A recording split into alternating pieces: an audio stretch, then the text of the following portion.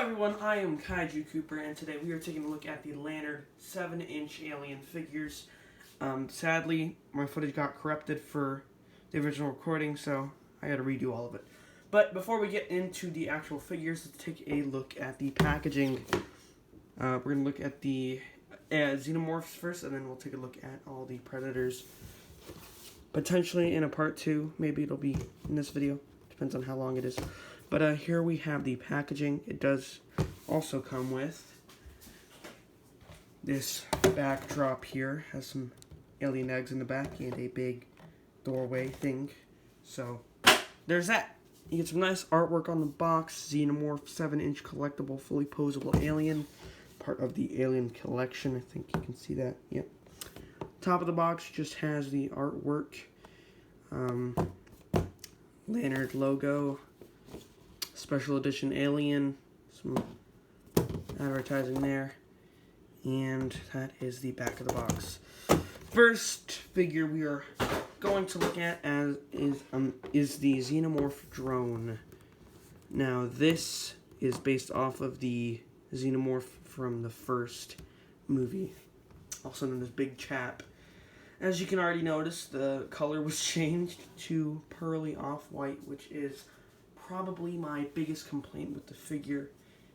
I would understand a darker tone of a different color, but I thought pearly off-white didn't fit the figure much at all, considering the original was a shiny jet black. Detailing on this figure is very good. They didn't make a translucent dome.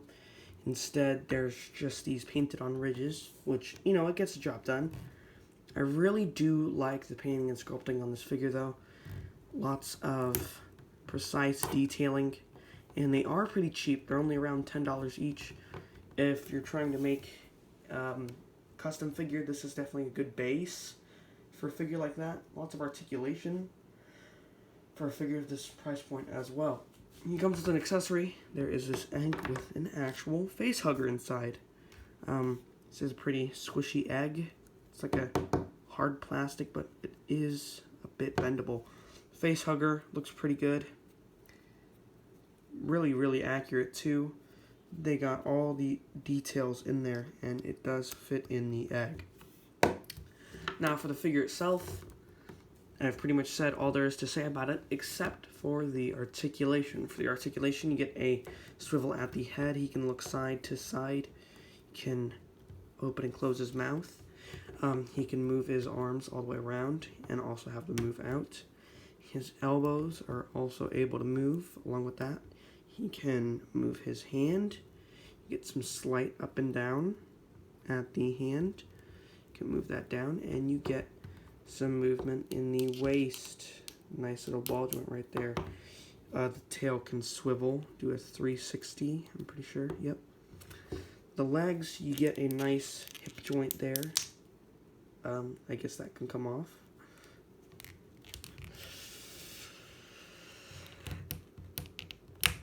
Alright, you also get a knee bend, and the foot is on a bit of a ball joint, which means it can tilt a little bit. Pretty good figure. Although, if you were to pick just one of these up, I'd actually recommend the Warrior Xenomorph. The Warrior Xenomorph is my personal favorite. Might actually be my second favorite. You'll see why in a second. But as you can see, he has done it in a brilliant metallic blue that looks amazing. You get a nice metallic green on the top of the head, along with the bottom of the arms here. Now, you may already notice he looks very, very, very, very similar to Big Chap over there. That is because this is based off of Xenomorphs from Aliens, the sequel. Sorry, my voice keeps cracking. Sorry about that, I guess. The main differences in the sculpt are the head, at least the top of it. I think the bottom jaw is still the same. You get some nice ridges in the top. Along with that, the bottom of the arms here have this extra appendage, and he only has 3 fingers, unlike that guy back there who has 4 fingers on each hand. And if we go to the back of the tail, he does not have that big spike. I do like that spike. Articulation is the exact same, although my copy has a bit of a click at the hip joints. I don't know if it's a bad thing or a good thing, but it is definitely much tighter and a little bit better holding its pose, but it's not as satisfying its pose. Now he also comes with an accessory. You get a face hugger in this jar. Pretty good, pretty good. Nice detailing on the face hugger, although I think it is the same one. Actually, let's do a comparison right now. Yep. I guess this one's legs, are a bit more squished in to fit in this tube. And the tube does have a removable top and bottom. It's a nice translucent blue, and you get a face hugger. So that is a cool display option if you want to display them like that. Now, the final Xenomorph. Pretty sure these are all the 7-inch Xenomorphs, but this one is actually a unique sculpt, and it comes with a much larger accessory. We have the Runner Xenomorph here. Really, really nice looking, and probably has the most accurate colors out of all three of these guys. Now, there is a Queen Alien. I haven't found her. If I see her, I probably will do a video on her, but if I get the chance, I probably won't buy the red one, because the red one has a bunch of lights and sounds that are really annoying. I'll probably just do the purple one, but I'm getting sidetracked. Anyway, here we have the Runner Xenomorph. This is based off the Xeno from Alien 3. You can tell because he comes with the dog from Alien 3 that he bursts out of the chest of. Although, pretty sure this kind of Xenomorph can come from an ox as well. But that doesn't matter. Before we take a deep dive into the Xeno, let's take a look at the dog here. Spike, I'm pretty sure. Pretty good painting. They really didn't have to include this. He is also very hefty. Solid plastic. My biggest complaint with this figure is that he has genitals. Oh my god! Fully sculpted. Sorry, I had to show you that, but I really want to point it out. Very apparent as well. He has a tiny little tail there. Very good face sculpting. Pretty, basic toy dog. Although it does look like the one in the movie, so happy about that. Pretty sure this is a Rottweiler. So he'll sit over there.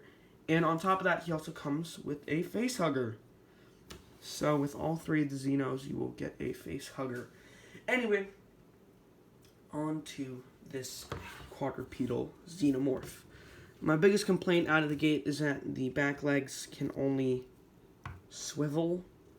They have no knees or joints back here. Although I do like the head articulation more here because it's on a ball joint, meaning that you can go tilt it a little bit. You can look down and up. Same with the tail. It is on a ball joint, meaning you can get some of that. Can swivel still, of course. And yeah, it's a pretty good figure. I like the colors on it. The sort of bronze. You also get like a nice tiger stripe pattern on the head. I really do like this figure a lot. I think it holds together very well. Very good. Wow. It's a horrible voice crack.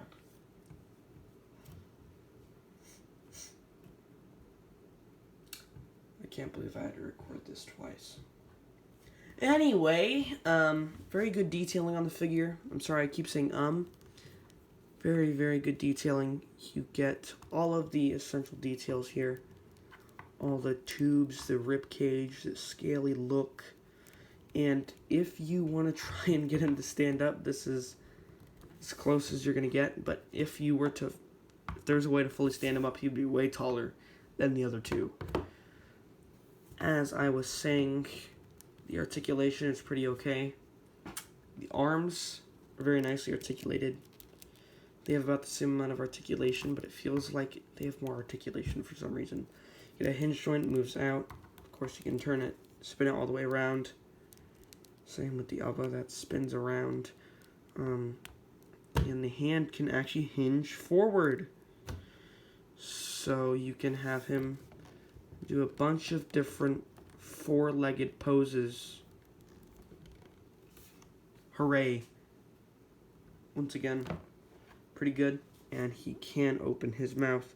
I do like the opening mouth on this one a little more, because you might notice that it has that little skin flap thing right there that he has in the movie. I really, really, really do like that.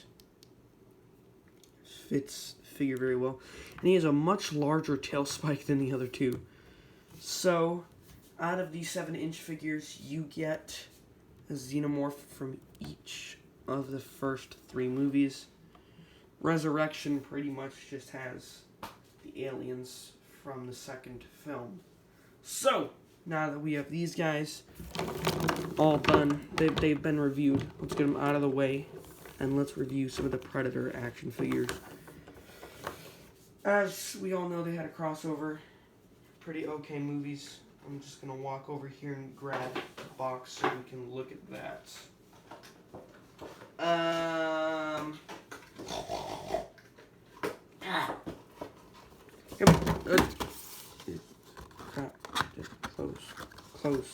Close.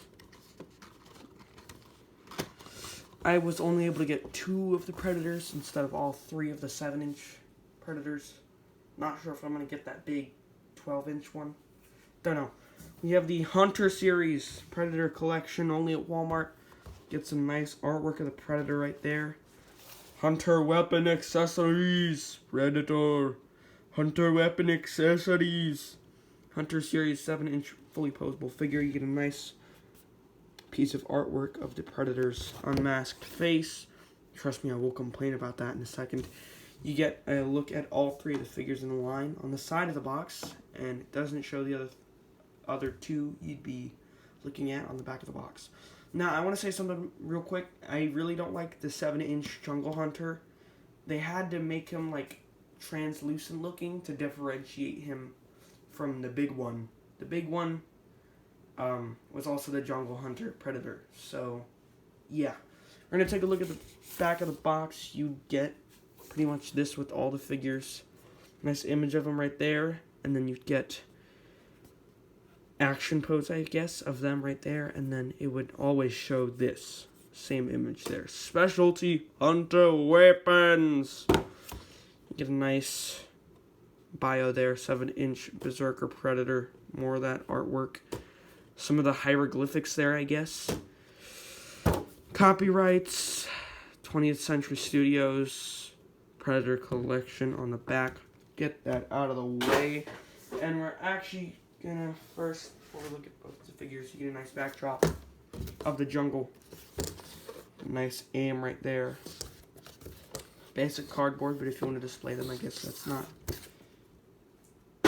too shabby of a display option. Now, we're gonna start by looking at the City Hunter Predator, is what this one is called. Because this is the Predator from Predator 2. Hooray. Predators like EDP 445. This video is going to get taken down for just saying that. Anyway. Taking a look at the figure here. He looks pretty snazzy. I really like the way he looks. You get nice coloring on this figure. And he has the bronzed mask, except looks a lot more like gold here. You get all the essential Predator details, like the wrist blade, and he actually does come with the smart disc, I think it was called, whatever. It's very sharp in the movie. In fact, it's actually what kills the Predator. And I'm just going to get my biggest complaint out of the way right out the gate. You can't remove the mask at all. The main reason I'm complaining about that is the fact that the Predator figures from the 90s could take their face plates off. Bruh.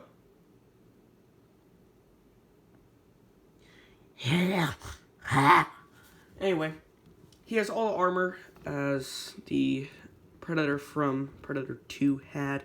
Oh, he is more of a yellow instead of the white he kind of looked like in the movie. So I guess there's that, but he does still have the same red accents. Oh, right, and he comes with the combi stick, I think it's called. My little sister bent the tip. Whatever. He can't hold it that well, in all honesty. He can hold it, well, kind of okay at the base, but once he holds it at the actual grip, it just kind of wobbles there. He does have his little shoulder cannon thing there, and he also has his wrist pad thing.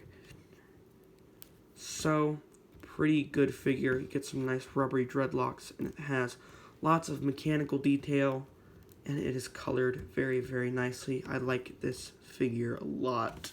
And the next figure does not come with 2 accessories. It comes with 1 accessory. Oh, you can still see the xenomorphs. Just whatever. I can't move them anymore. I got these 2 predators. Didn't get the jungle one. Probably gonna look at those guys in another video. If I get the chance, that is. This is completely different sculpt, and I'm really glad that it was, because initially, when I got them out of the box, I was afraid that it was just retooled version of that sculpt, but it definitely isn't. Brand new sculpt, brand new look. Now, this is the main villain of his Predator movie, Predators, from 2010. Yeah, this is the big bad guy. This is the final guy. There's 3 Predators. 2 of them get taken out by, the first one gets kamikaze. The second one gets sword sliced across the chest in an epic anime moment. And this guy survives, and he actually kills a classic-looking Predator. So that was sad. Very, very, very sad. And he has a single wrist blade opposed to the double wrist blades. So I guess that's different, at least. And the weapon that he comes with is another shoulder cannon. Unlike this puny, tiny little one. I'm like, come on, look how tiny it is.